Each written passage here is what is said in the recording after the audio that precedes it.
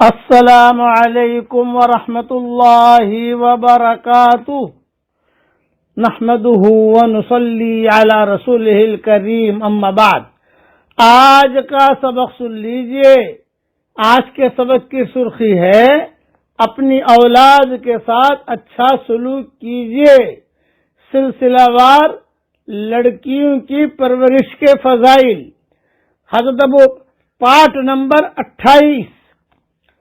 حضرت ابو ہریرہ رضی اللہ تعالیٰ عنہ سے مروی ہے کہ حضرت محمد صلی اللہ علیہ وسلم نے ارشاد فرمایا کہ جو شخص 3 لڑکیوں کی پرورش کرے تو وہ جنت میں جائے گا، اور اسے روزہ دار، عبادت گزار، مجاہد فی سبیل اللہ کے برابر ثواب ملے گا۔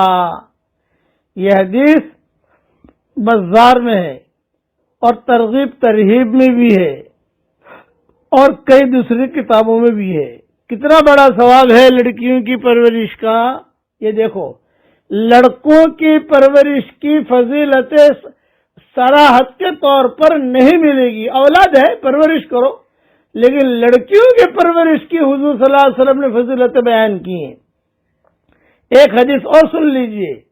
حضرت عبداللہ ابن عباس رضی اللہ تعالیٰ عنہما سے مروی ہے کہ حضرت محمد صلی اللہ علیہ وسلم نے ارشاد فرمایا کہ جس کے یہاں کوئی لڑکی ہو اور وہ نہ تو اسے زندہ درگور کرے، یعنی اسے تکلیف نہ دے، زندہ دبائے نہیں، جو زندہ درگور کرتے تھے کسی زمانے میں، نہ اس کو ذلت کی نظر سے دیکھے، اور نہ لڑکوں کو اس لڑکی پر ترجیح دے، اور نہ لڑکوں کو اس لڑکی پر ترجیح دے، تو اللہ تعالی اس کو جنت میں داخلہ عطا فرمائیں گے۔ یہ حدیث ابو داؤد میں ہے اور سنن ترمذی میں بھی ہے اور ترغیب ترہیب میں بھی ہے۔ حضرت محمد صلی اللہ علیہ وسلم نے یہ احادیث بیان کر کے اور ارشادات جو بیان کیے حضور صلی اللہ علیہ وسلم نے، یہ بار بار سننے اور پڑھنے کے قابل ہیں اور بیان کرنے کے قابل ہیں۔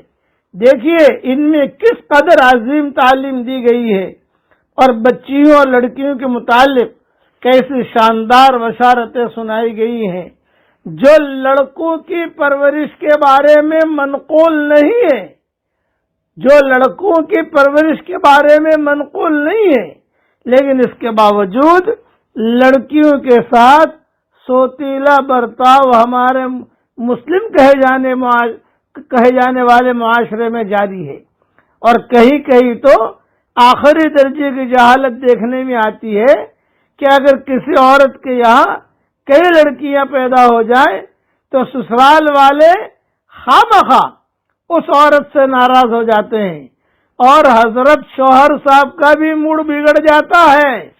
یہ حضرت جی ہے نا گھر کے، حضرت شوہر صاحب، ان میں دینداری تو ہوتے نہیں ہے۔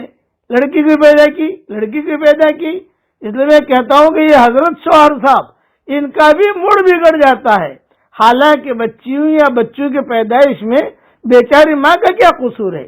یہ تو صرف اللہ کی عطا ہے، وہ جس کو جو چاہے عطا کرے۔